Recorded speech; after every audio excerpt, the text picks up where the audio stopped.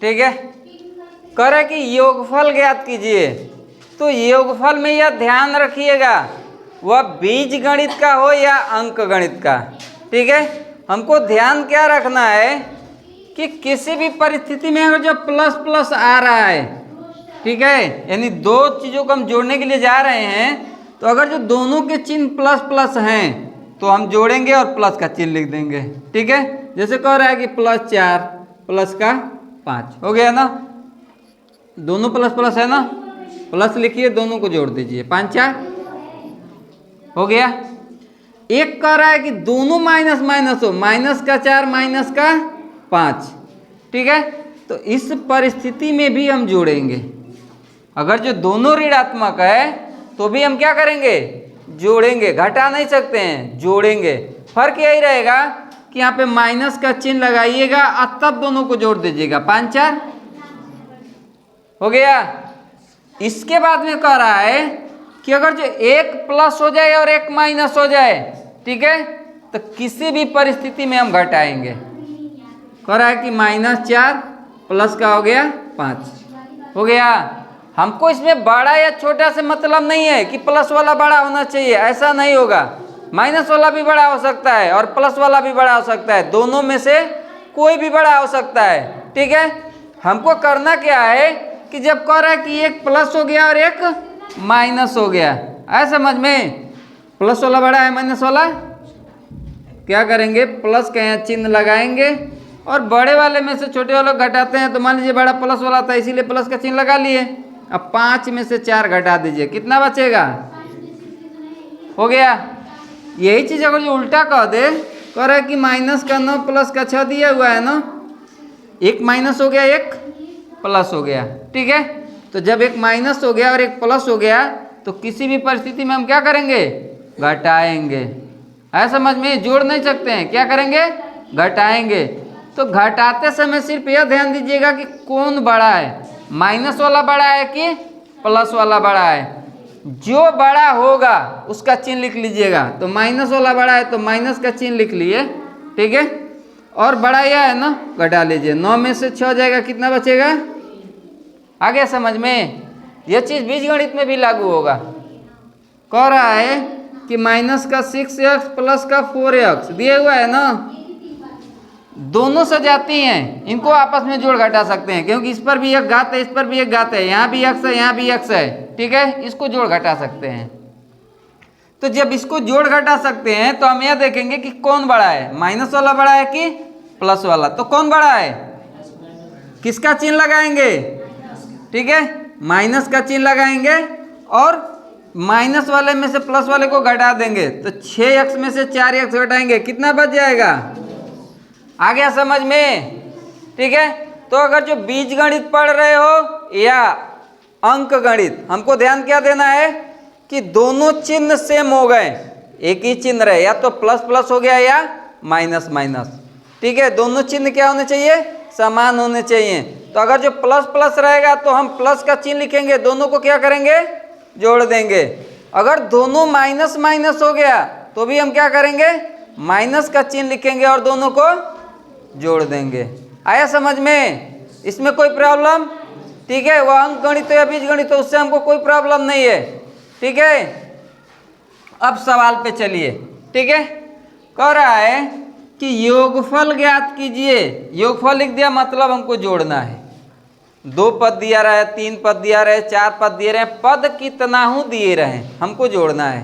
ठीक है, जोड़ हो गया, गुणा हो गया और घटाना हो गया। ठीक है, यह 2 विधियों से जोड़ा जाता है, घटाया जाता है, वह अंक गणित हो या बीज गणित हो। ठीक है, इसकी पहली विधि क्या होती है, कॉलम मेथड। ठीक है,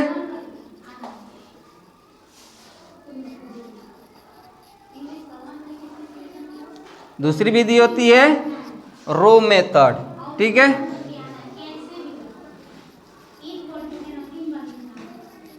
कॉलम मेथड का हिंदी होता है स्तंभ विधि।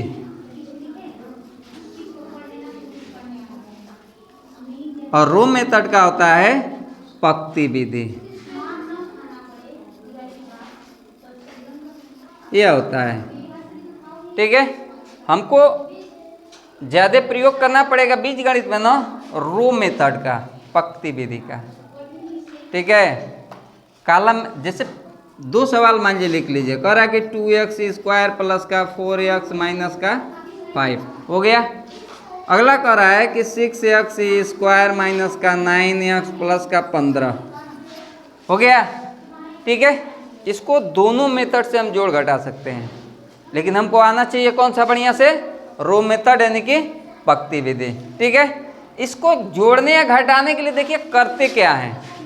सबसे पहला चीज, इन दोनों में से कोई पद पहले लिख लोगे, ऐसा समझ में, बराबर हो गया 2x² प्लस का 4x माइनस का 5। हम पहला पद लिख लिए, क्या करना है, इसको जोड़ना है, जोड़ना है ना। तो जैसे ही योगफल का है, जोड़ने के लिए कहा है, तो यहाँ प्लस का चिन्ह लगाओगे और कोष्टक में ये दूसरा पद लिख देंगे। ठीक है, तो दूसरा पद हमारा क्या है, 6x² माइनस का 9x प्लस का 15 हो गया। ठीक है, बराबर का चिन्ह लगाइए, यह पूरा पद उतार लेंगे पहले। ठीक है, उतार लीजिए, हो जाएगा 2x² प्लस का 4x माइनस का 5 हो गया। इसको तोड़ना है। कभी भी जब कोष्टक तोड़ने के लिए जाएंगे ना, तो ध्यान दीजिएगा कि कोष्टक के बाहर जितना रहता है, ठीक है, चिन्ह के बाद और चिन्ह जितना रहेगा वो टोटल उसका गुणांक है। यह कोष्टक जब हम हटाएंगे तो उसका गुणा करते चले जाएंगे, है समझ में। तो आप लोगों को पिछली वीडियो मान लीजिए बताए थे ना कि सबसे पहले बीजगणित में जो कोष्टक तोड़ते हैं तो किसका करते हैं, गुणा, चिन्ह का। ठीक है, उसके बाद में अंक का, उसके बाद में अक्षर का। ठीक है, तो यह जब कोष्टक हम हटा रहे हैं तो सबसे पहले चिन्ह प्रवेश कर रहा है। जब प्रवेश कर रहा है तो वैसे तो मान लीजिए नियम में यह बताया गया है कि अगर जो प्लस का हम गुणा करेंगे कोष्टक तोड़ते समय तो चिन्ह में कोई परिवर्तन नहीं होता है। लेकिन मान लीजिए उसको छोड़िए, यहाँ मान लीजिए हमारे सामने है, इसको करते चले जाइए। यहाँ पे कोई चिन्ह नहीं दिया हुआ है तो बताए हैं कि अगर जो कोई भी चिन्ह न दिया हो तो क्या माना गया है, प्लस, क्योंकि कोई भी संख्या तब तक ऋणात्मक नहीं होगी जब तक उससे पहले माइनस का चिन्ह न लगा हो। ठीक है, तो यहाँ भी प्लस है, यहाँ भी प्लस है, प्लस का गुणा प्लस में कर दिए तो क्या हो गया, प्लस। अब अंक का नंबर आता है तो अंक यहाँ पर है, ये नहीं है। ठीक है, अंक उतार लीजिए। उसके बाद में किसका नंबर आता है, अक्षर का, तो यहाँ पे अक्षर भी नहीं है, तो जो यहाँ रहेगा उसको उतार लेंगे, तो हो जाएगा x²। फिर प्लस का गुणा माइनस में कर दिए तो क्या हो गया, माइनस हो गया। उसके बाद में यहाँ पे अंक और अक्षर दिया है तो इसको उतार लेंगे, 9x। फिर प्लस का गुणा हम प्लस में कर दिए तो हो गया प्लस, और यहाँ ना अंक है ना अक्षर है तो यहाँ पे उतार लेंगे जो भी दिया रहेगा, तो हो गया आपका 15 हो गया। कोष्टक खत्म। अब हम इसको जोड़ घटा सकते हैं, है समझ में। जोड़ते समय या घटाते समय ध्यान दीजिएगा कि सेम घात वाले और सेम अक्षर को हम आपस में जोड़ घटा सकते हैं, है समझ में। तो जब सेम घात देख रहे हैं, सेम अक्षर, तो सब में क्या दिया हुआ है, x दिया है, x दिया है ना। ठीक है, अब इसमें अधिकतम घात वाले को पहले जोड़ते हैं और घटाते हैं। तो अधिकतम घात यहाँ पे दिखाई दिया 2, आगे गए 2, यानी 2 से अधिक घात वाला नहीं है। ठीक है, तो 2 घात वाले को पहले जोड़ेंगे और घटाएंगे। यहाँ देख रहे हैं दिया है 2x²। ठीक है, यहाँ पे आए तो यहाँ पे मिला 6x², 2 पद मिले। दोनों के अब चिन्ह देख लीजिए कि दोनों के चिन्ह समान हैं। तो यहाँ पे प्लस है, यहाँ पे कोई चिन्ह नहीं है, तो ये भी क्या माना जाएगा, प्लस, समान हो गए ना। और जब प्लस प्लस रहता है तो क्या करते हैं, जोड़ते हैं और प्लस का चिन्ह लगा देते हैं, यही नियम है ना, बराबर। यहाँ पहला पद है तो हमको प्लस लिखने की जरूरत ही नहीं है, क्योंकि जब माइनस नहीं लगाएंगे तो वैसे ही धनात्मक है। ठीक है, जोड़ दीजिए, 6 और 2 कितना हो गया, 8। ठीक है, x² है तो x² यहाँ उतार लेंगे, हो गया। 2 घात वाला हो गया। अब 1 घात वाले में देखिए, तो 1 घात वाला एक यहाँ हमको मिला, आगे बढ़ेंगे। यहाँ पे एक और 1 घात वाला मिला, आगे बढ़ेंगे। अब नहीं है, यानी 2 है। ठीक है, तो अब 1 घात वाले का देखो तो दोनों के चिन्ह क्या है, यहाँ पे माइनस है और यहाँ पे प्लस है, समान चिन्ह है, नहीं है। ठीक है, जब समान चिन्ह नहीं है, एक प्लस है एक माइनस है, तो जैसे ही अल्टरनेट होता है, विपरीत होता है, तो हम क्या करते हैं, घटाते हैं। एक प्लस हो गया एक माइनस हो गया, तो क्या करेंगे? घटाएंगे। ठीक है, अब घटाते समय हम यह ध्यान देते हैं कौन बड़ा है, माइनस वाला बड़ा है कि प्लस वाला बड़ा है, क्योंकि जो बड़ा होता है उसी का चिन्ह लिखेंगे। तो इन दोनों में कौन बड़ा है? माइनस वाला बड़ा है। ठीक है, तो माइनस का चिन्ह यहाँ हम लिख लेंगे। अब इसमें से घटा लेंगे प्लस वाले को, तो 9x में से 4x घटाएंगे, कितना बच जाएगा? 5x। ठीक है, एक घात वाला खत्म, अब क्या लाएंगे? शून्य घात वाला। ठीक है, तो यहाँ पे अंक वाला देख लेंगे। यहाँ पे दिया है माइनस का 5, आगे बढ़ रहे हैं देख रहे हैं, तो यहाँ पे दिया हुआ है 15 प्लस का 15 दिया हुआ है। ठीक है, अब इसके चिन्ह में प्लस है, इसके चिन्ह में माइनस है, यहाँ भी अल्टरनेट हो गया, विपरीत हो गया ना। अब हम घटाएंगे। ठीक है, तो देखेंगे कौन बड़ा है, प्लस वाला बड़ा है माइनस वाला? कौन बड़ा है?